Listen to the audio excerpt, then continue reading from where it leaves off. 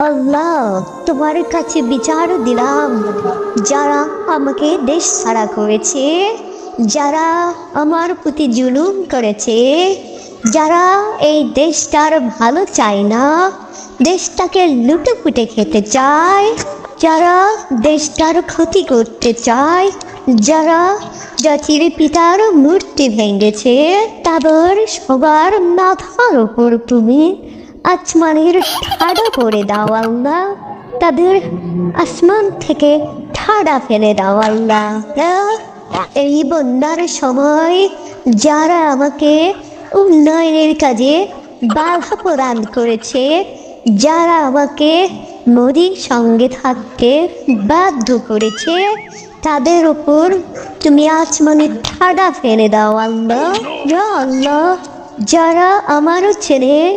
জয়ের কাছে ডলার পাঠাতে